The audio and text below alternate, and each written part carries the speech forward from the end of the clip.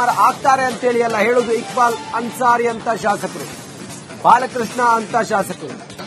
ಇದೆಲ್ಲದರ ನಡುವೆ ಈಗ ಡಿಕೆ ಶಿವಕುಮಾರ್ ಹೇಳಿದ್ದಾರೆ, ನಾನು ಸಿದ್ದರಾಮಯ್ಯ ಅವರ ಬೆನ್ನಿಗೆ ನಿಲ್ತೀನಿ ಅಂತೇಳಿ ಹೇಳಿದ್ದಾರೆ. 5 ವರ್ಷ ಸಿದ್ದರಾಮಯ್ಯನವರಿಗೆ ನಾನು ಬೆಂಬಲ ಕೊಡ್ತೀನಿ ಅಂತ ಹೇಳಿದ್ದಾರೆ. What I have to stand by him, I support him, and I don't have any objection to it. Whatever the party high command tells and whatever he desires, it will be fulfilled.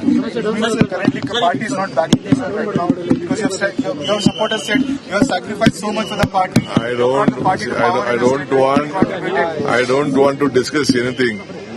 All lakhs of workers have supported this party. It is not only DK Shivakumar. I have to stand by him. I support him, and I don't have any objection to it.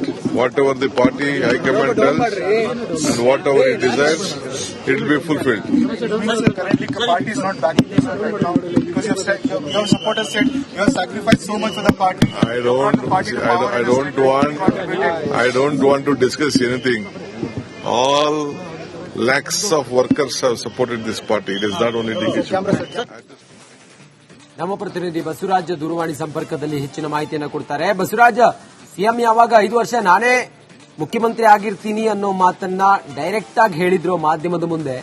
DK Shivakumar ಈಗ ನಾನು ಸಿದ್ದರಾಮಯ್ಯನವರ ಬೆನ್ನಿಗೆ ನಿಲ್ತೀನಿ ಅಂತೇಳಿ ಹೇಳಿದ್ರ.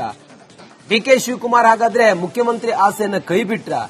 ಇವರ ಮಾತಿನ ಅರ್ಥ ಏನು ಬಸವರಾಜ್? ರಂಜಿತ್, ಇದೊಂದು ರೀತಿಯಲ್ಲಿ ಸಾಫ್ಟ್ ಕಾರ್ನರ್ ಅನ್ನ ವ್ಯಕ್ತಪಡಿಸ್ತಾ ಇರ್ತಕ್ಕಂಥದ್ದು. ಸದ್ಯಕ್ಕೆ ಅವರು ಆಶೆಯನ್ನು ಕೈಬಿಟ್ಟು ಅದು ಜೀವಂತವಾಗಿ ಇದ್ದೇ ಇರುತ್ತೆ. ಅದ್ರ ಹೊರತಾಗಿ ಕೂಡ ಸದ್ಯ ಒಂದಿಷ್ಟು ಬೆಳವಣಿಗೆಗಳು ಕಾಂಗ್ರೆಸ್ ಪಕ್ಷದಲ್ಲಿ ಗೊಂದಲವನ್ನ ಮಾಡ್ತಾ ಇರ್ತಕ್ಕಂಥದ್ದು.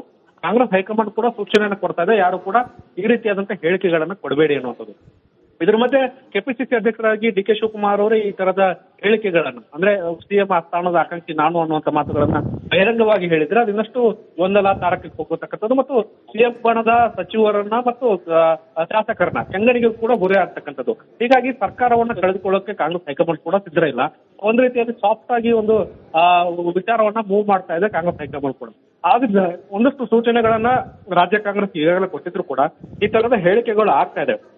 ಸದ್ಯಕ್ಕೆ ಡಿಕೆ ಶಿವಕುಮಾರ್ ಒಂದು ವಿಚಾರವನ್ನ ಕೈ ಬಿಡದೇ ಇದ್ರು ಕೂಡ ಸಾಫ್ಟ್ ಆಗಿ ಹೈಕಮಾಂಡ್ ಅಂಗಳಕ್ಕೆ ಈ ಒಂದು ವಿಚಾರವನ್ನ ತಲುಪಿಸ್ತಾ ಇದ್ದಾರೆ. ಯಾಕಂದ್ರೆ ನಾನು ಹೈಕಮಾಂಡ್ ಅಂಗಳಕ್ಕೆ ಬಿಡ್ತೇನೆ, ಹೈಕಮಾಂಡ್ ನಿರ್ಧಾರ ಮಾಡ್ಲಿ, ಲಕ್ಷಾಂತರ ಕಾರ್ಯಕರ್ತರು ದುಡಿದಿದ್ದಾರೆ, ಅವರ ಆಶಯದಂತೆ ನಾನು ಕೆಲಸ ಮಾಡಿದ್ದೇನೆ, ಹಾಗಾಗಿ ಆ ಎಲ್ಲ ನಿರ್ಧಾರ ಹೈಕಮಾಂಡೇ ಮಾಡುತ್ತೆ ಅನ್ನುವಂತ ಒಂದು ಸಾಫ್ಟ್ ಕಾರ್ನರ್ ತೋರಿಸುವ ಮೂಲಕ ಒಂದು ರೀತಿಯಲ್ಲಿ ಹೈಕಮಾಂಡ್ ನ ಮನಸ್ಸನ್ನ ಗೆಲ್ಲುವ ಕೆಲಸವನ್ನ ಡಿಕೆ ಶಿವಕುಮಾರ್ ಅವರು ಮಾಡ್ತಾ ಇದ್ರೆ ತಮ್ಮ ಸಿಎಂ ಆಗಬೇಕನ್ನುವಂತ ಕನಸಿಗೆ ಇನ್ನಷ್ಟು ರೀತಿಯಾದಂತಹ ಒಂದು ಪೂರಕವಾದಂತಹ ವಾತಾವರಣವನ್ನ ಹೈಕಮಾಂಡ್ ಮಟ್ಟದಲ್ಲೇ ರೂಪಿಸೋಕೆ ಡಿಕೆ ಶಿವಕುಮಾರ್ ಅವರು ಮುಂದಾಗ್ತಾ ಇರ್ತಕ್ಕಂಥದ್ದು.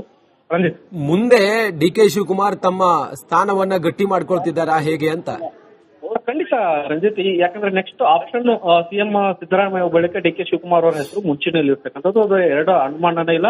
ಅದು ಹೈಕಮಾಂಡ್ ಮಟ್ಟದಲ್ಲೂ ಕೂಡ ಚರ್ಚಿತವಾಗಿ ಇದೆ ಮತ್ತು ಆ ತರದ ಬೆಳವಣಿಗೆಗಳು ಅಂದ್ರೆ ಮುಂದಿನ ದಿನಗಳಲ್ಲಿ ಬದಲಾವಣೆ ಅಂತ ಅನ್ನುವಂತ ವಿಚಾರ ಬಂದಾಗ ಸಹಜವಾಗಿ ಡಿಕೆ ಶಿವಕುಮಾರ್ ಅವರು ಫೇವರೇಟ್ ಆಗ್ತಾರೆ. ಈಗ ಗೊಂದಲದ ಹೇಳಿಕೆಗಳನ್ನ ಕೊಟ್ಟು ಒಂದಷ್ಟು ಕೆಂಗಣಿಗೆ ಗುರಿ ಆಗುವುದರ ಬದಲಾಗಿ ಹೈಕಮಾಂಡ್ ಹೇಳಿದಂತೆ ಒಂದಷ್ಟು ವರ್ತನೆಯನ್ನ ತೋರಿಸಿದ್ದೇ ಆದಲ್ಲಿ ಮುಂದೆ ಒಂದು ಉತ್ತಮವಾದಂತಹ ಅವಕಾಶಗಳು ಒದಗಿ ಬರಬಹುದು ಅನ್ನುವಂತ ಲೆಕ್ಕಾಚಾರದಲ್ಲಿ ಡಿಕೆ ಶಿವಕುಮಾರ್ ಅವರು ಹೈಕಮಾಂಡ್ ಅನ್ನೋ ಹೆಸರನ್ನ ಹೇಳಿ ಈಗ ಹೈಕಮಾಂಡ್ ನಿರ್ಧಾರ ಮಾಡುತ್ತೆ ಅನ್ನುವಂತ ಮಾತನ್ನ ಹೇಳ್ತಾ ಇದ್ದಾರೆ. ಜೊತೆಗೆ ತಮ್ಮ ನಾನು ಕಾಂಗ್ರೆಸ್ ಪಕ್ಷದ ಶಿಸ್ತಿನ ಸಿಪಾಯಿ ಅನ್ನುವಂತ ಒಂದು ಲೆಕ್ಕಾಚಾರದಲ್ಲಿ ಡಿಕೆ ಶಿವಕುಮಾರ್ ಅವರು ಕೂಡ ಮಾತನಾಡ್ತಾ ಇರ್ತಕ್ಕಂಥದ್ದು. ಬಸವರಾಜ್, ಹಾಗಾದ್ರೆ ಕಾಂಗ್ರೆಸ್ ಪಾಳ್ಯದಲ್ಲಿ ಈ ಕುರ್ಚಿ ಕಾಳಗೈತಲ್ಲ, ಹಾಗಾದ್ರೆ ಇಲ್ಲಿಗೆ ತಣ್ಣಗಾದಂಗ ಆಯ್ತಾ ಹೈಕಮಾಂಡ್ ಮಧ್ಯಪ್ರವೇಶದಿಂದ? ರಂಜಿತ್, ಈ ಕುರ್ಚಿ ಕಾಳಗ ಇನ್ನಷ್ಟು ತಾರಕಕ್ಕೆ ಹೋಗುವಂತ ಲೆಕ್ಕಾಚಾರಗಳು ಈಗ ಗೋಚರಿಸ್ತಾ ಇವೆ. ಡಿಕೆ ಶಿವಕುಮಾರ್ ಅವರು ನಾನು ಹೈಕಮಾಂಡ್ ಕೇಳಿದಂತೆ ಕೇಳ್ತೇನೆ, ನನಗೆ ಬೇರೆ ಆಪ್ಷನ್ ಇಲ್ಲ ಅನ್ನುವಂತ ಹೇಳಿಕೆಗಳನ್ನ ಕೊಟ್ಟರು ಕೂಡ ಅವರ ಬೆಂಬಲಿಗರು ಸುಮ್ಮನೆ ಇರುವಂತ ಲೆಕ್ಕಾಚಾರಗಳು ಕಾಣಿಸ್ತಾ ಇಲ್ಲ. ಅವರು ಪದೇ ಪದೇ ಈ ರೀತಿಯಾದಂತಹ ಗೊಂದಲದ ಹೇಳಿಕೆಗಳನ್ನು ಕೊಡಬಹುದು. ಮುಂದಿನ ದಿನಗಳಲ್ಲಿ ಡಿಕೆ ಶಿವಕುಮಾರ್ ಅವರಿಗೆ ಅವಕಾಶ ಕೊಡಬೇಕು ಅನ್ನುವಂತ ಹೇಳಿಕೆಗಳು ಮತ್ತಷ್ಟು ತಾರಕಕ್ಕೆ ಹೋಗಬಹುದು. ಅದಕ್ಕೆ ಕೌಂಟರ್ ಕೊಡತಕ್ಕಂಥ ಕೆಲಸವನ್ನ ಸಿಎಂ ಬಣದಿಂದ ಕೂಡ ಆಗಬಹುದು. ಆಗ ಇನ್ನಷ್ಟು ಗೊಂದಲ ಆಗಬಹುದು. ಆದ್ರೆ ಹೈಕಮಾಂಡ್ ಇದನ್ನೆಲ್ಲ ಸೂಕ್ಷ್ಮವಾಗಿ ಗಮನಿಸ್ತಾ ಇದ್ರು ಕೂಡ ಅವರು ಯಾಕೆ ಮಧ್ಯೆ ಪ್ರವೇಶ ಮಾಡಿ ಇದನ್ನ ಬ್ರೇಕ್ ಹಾಕ್ತಕ್ಕಂಥ ಕೆಲಸಗಳು ಆಗ್ತಾ ಇಲ್ಲ ಅನ್ನೋ ಅನುಮಾನಗಳು ಕೂಡ ಮೂಡ್ತಾ ಇದಾವೆ. ಆ ಸದ್ಯ ಹೈಕಮಾಂಡ್ ನಾಯಕರು ರಾಜ್ಯದಲ್ಲೇ ಇದ್ದಾರೆ. ಇದನ್ನ ಒಂದು ವರದಿಯನ್ನ ಕೊಡಬೇಕಾಗುತ್ತೆ ಹೈಕಮಾಂಡ್ ನಾಯಕರಿಗೆ. ಹಾಗಾಗಿ ಎಲ್ಲ ಹೈಕಮಾಂಡ್ ಯಾರೆಲ್ಲ ಹೇಳಿಕೆಯನ್ನು ಕೊಡ್ತಾ ಇದ್ದಾರೆ ಅನ್ನೋದನ್ನ ಗಮನಿಸಿ ಮುಂದೆ ಒಂದಷ್ಟು ನೋಟಿಸ್ಗಳನ್ನು ಕೂಡ ಇನ್ನಷ್ಟು ಇಶ್ಯೂ ಮಾಡತಕ್ಕಂಥದ್ದು ಮತ್ತು ಈ ಒಂದೊಂದು ಹೇಳಿಕೆಗಳಿಗೆ ಫುಲ್ ಸ್ಟಾಪ್ ಇಡ್ತಕ್ಕಂಥ ಕೆಲಸಗಳನ್ನ ಕೂಡ ಹೈಕಮಾಂಡ್ ಮಾಡಿ ಮಧ್ಯ ಪ್ರವೇಶ ಮಾಡುವಂತ ಲೆಕ್ಕಾಚಾರಗಳು ಸದ್ಯಕ್ಕೆ ಗೋಚರಿಸ್ತಾ ಇದಾವೆ. ಆದ್ರೆ ಇಲ್ಲಿಗೆ ಇದು ನಿಂತು ಹೋಗುತ್ತೆ ಅಂತಲ್ಲ, ಇನ್ನಷ್ಟು ತಾರಕಕ್ಕೆ ಹೋಗುವಂತ ಲೆಕ್ಕಾಚಾರಗಳು ಕೂಡ ಈಗ ಸದ್ಯ ಗೋಚರಿಸ್ತಾ ಇದಾವೆ. Ranjith. Okay Basavaraj, thank you ತಮ್ಮೆಲ್ಲ ಮಾಹಿತಿಗಾಗಿ. ಶಿವಕುಮಾರ್ ಆಗ್ತಾರೆ ಅಂತೇಳಿ ಎಲ್ಲ ಹೇಳುದು ಇಕ್ಬಾಲ್ ಅನ್ಸಾರಿ ಅಂತ ಶಾಸಕರು, ಬಾಲಕೃಷ್ಣ ಅಂತ ಶಾಸಕರು, ಇದೆಲ್ಲದರ ನಡುವೆ ಈಗ ಡಿಕೆ ಶಿವಕುಮಾರ್ ಹೇಳಿದ್ದಾರೆ, ನಾನು ಸಿದ್ದರಾಮಯ್ಯ ಅವರ ಬೆನ್ನಿಗೆ ನಿಲ್ತೀನಿ ಅಂತೇಳಿ ಹೇಳಿದ್ದಾರೆ. 5 ವರ್ಷ ಸಿದ್ದರಾಮಯ್ಯನವರಿಗೆ ನಾನು ಬೆಂಬಲ ಕೊಡ್ತೀನಿ ಅಂತ ಹೇಳಿದ್ದಾರೆ. What I have to stand by him, I support him, and I don't have any objection to it. Whatever the party high command tells and whatever he desires, it will be fulfilled. Currently, the party is not backing you right now because your supporters said you have sacrificed so much for the party. I don't want to discuss anything. All lakhs of workers have supported this party. It is not only DK Shivakumar. I have to stand by him. I support him, and I don't have any objection to it. Whatever the party high command tells and whatever he desires, it will be fulfilled. Currently, the party is not backing you right now because your supporters said you have sacrificed so much for the party. I don't want to discuss anything. All lakhs of workers have supported this party. It is not only DK Shivakumar. ನಮ್ಮ ಪ್ರತಿನಿಧಿ ಬಸವರಾಜ್ ದೂರವಾಣಿ ಸಂಪರ್ಕದಲ್ಲಿ ಹೆಚ್ಚಿನ ಮಾಹಿತಿಯನ್ನು ಕೊಡ್ತಾರೆ. Basavaraj, CM ಯಾವಾಗ 5 ವರ್ಷ ನಾನೇ ಮುಖ್ಯಮಂತ್ರಿ ಆಗಿರ್ತೀನಿ ಅನ್ನೋ ಮಾತನ್ನ ಡೈರೆಕ್ಟ್ ಆಗಿ ಹೇಳಿದ್ರು ಮಾಧ್ಯಮದ ಮುಂದೆ. ಡಿಕೆ ಶಿವಕುಮಾರ್ ಈಗ ನಾನು ಸಿದ್ದರಾಮಯ್ಯನವರ ಬೆನ್ನಿಗೆ ನಿಲ್ತೀನಿ ಅಂತೇಳಿ ಹೇಳಿದ್ರ.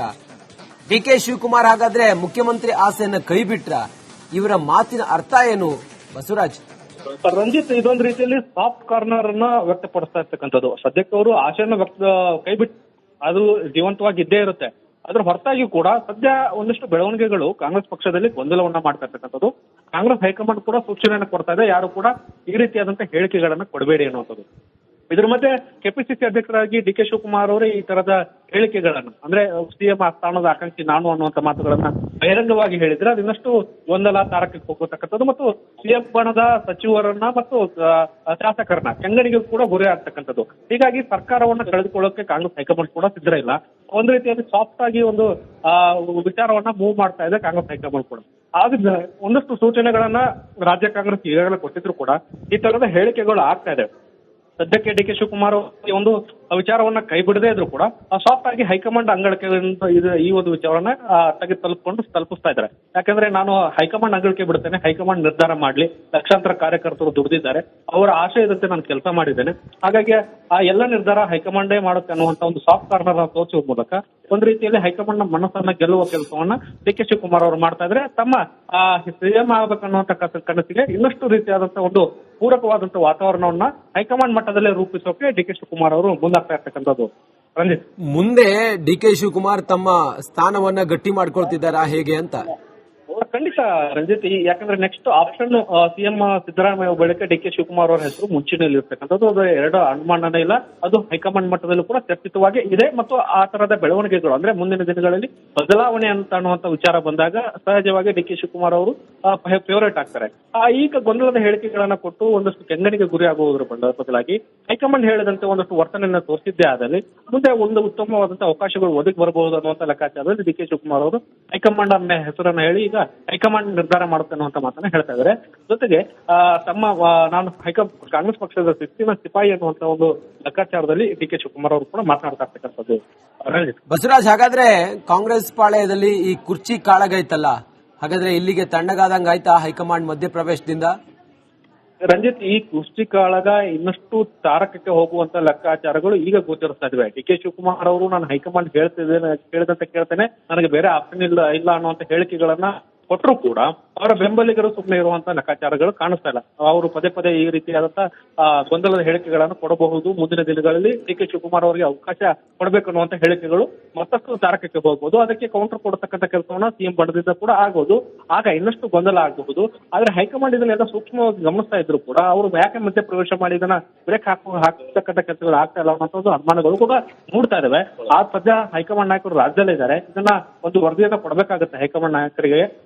ಹಾಗಾಗಿ ಎಲ್ಲ ಹೈಕಮಾಂಡ್ ಯಾರೆಲ್ಲ ಹೇಳಿಕೆಯನ್ನು ಕೊಡ್ತಾ ಇದ್ದಾರೆ ಅನ್ನೋದನ್ನ ಗಮನಿಸಿ ಮುಂದೆ ಒಂದಷ್ಟು ನೋಟಿಸ್ಗಳನ್ನು ಕೂಡ ಇನ್ನಷ್ಟು ಇಶ್ಯೂ ಮಾಡತಕ್ಕಂಥದ್ದು ಮತ್ತು ಈ ಗೊಂದಲದ ಹೇಳಿಕೆಗಳಿಗೆ ಫುಲ್ ಸ್ಟಾಪ್ ಇಡ್ತಕ್ಕಂಥ ಕೆಲಸಗಳನ್ನ ಕೂಡ ಹೈಕಮಾಂಡ್ ಮಾಡಿ ಮಧ್ಯ ಪ್ರವೇಶ ಮಾಡುವಂತ ಲೆಕ್ಕಾಚಾರಗಳು ಸದ್ಯಕ್ಕೆ ಗೋಚರಿಸ್ತಾ ಇದಾವೆ.